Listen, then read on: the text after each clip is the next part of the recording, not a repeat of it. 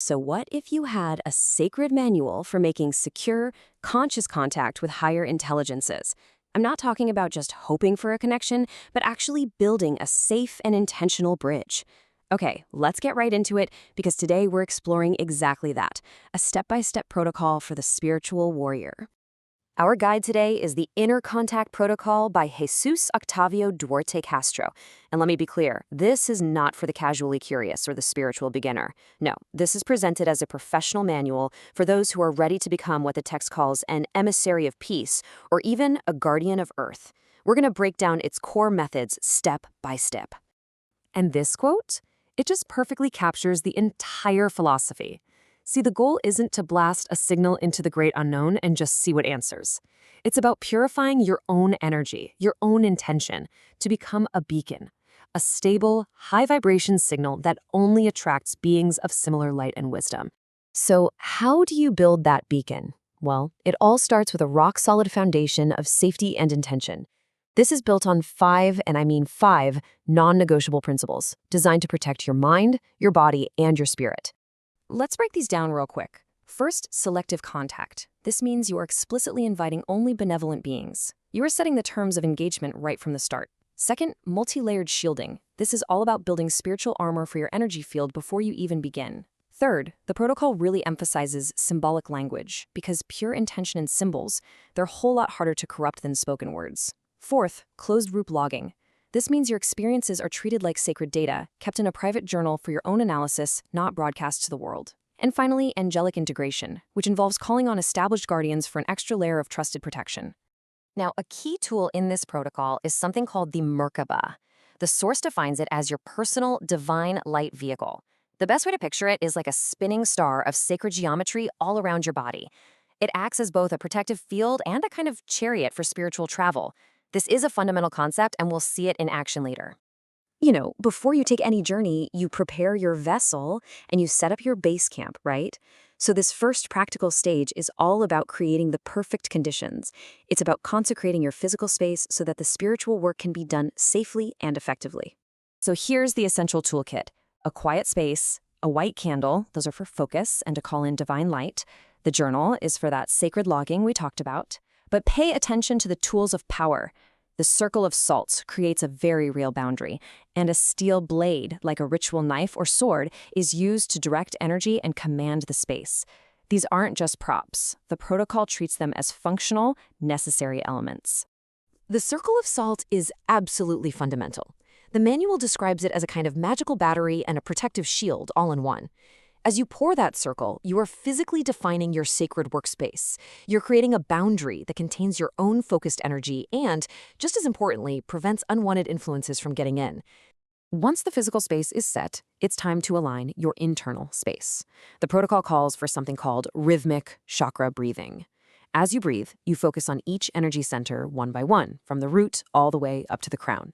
You use affirmations like I am, I feel, and I love to basically tune your entire energetic system like a finely crafted instrument.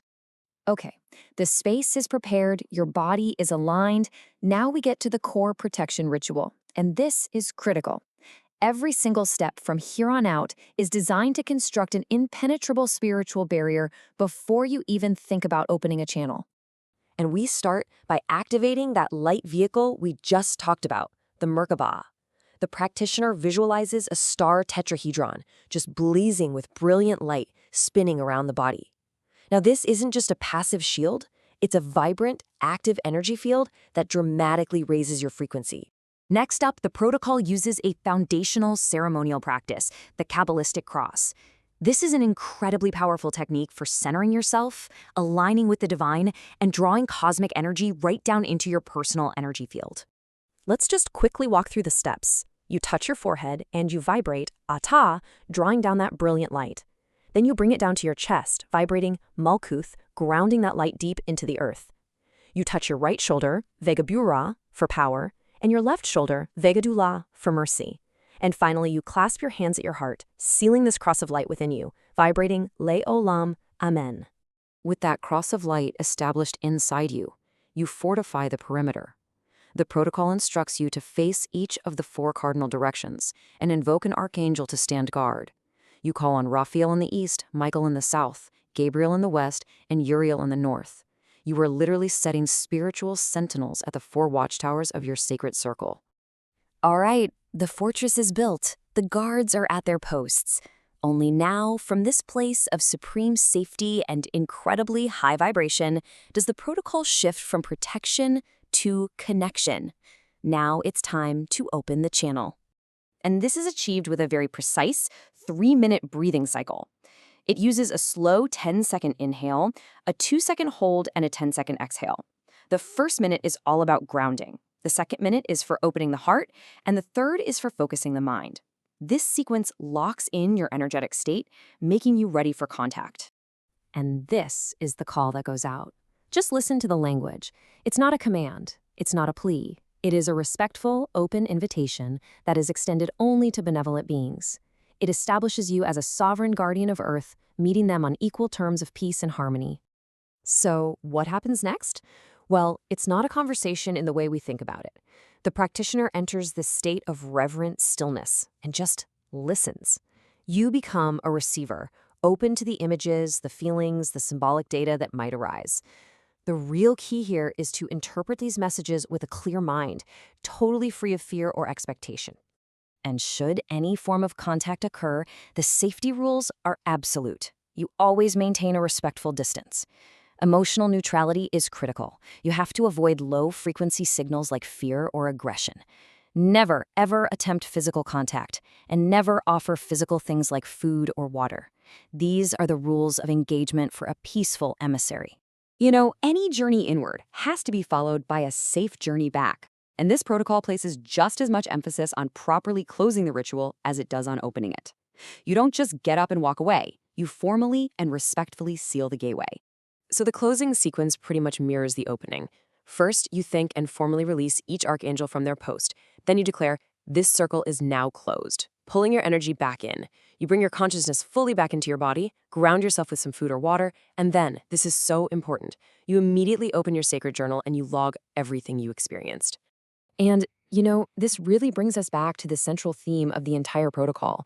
The whole purpose of this incredibly rigorous process, it isn't really about contacting others, it's about transforming yourself.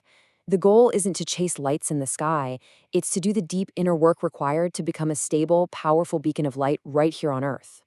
And we're going to end with this final thought from the source, because it just perfectly captures the essence of this whole spiritual discipline. The journey is inward. The work is on the self. And when you raise your own frequency and become luminous through discipline and pure intention, you don't have to seek connection. It finds you.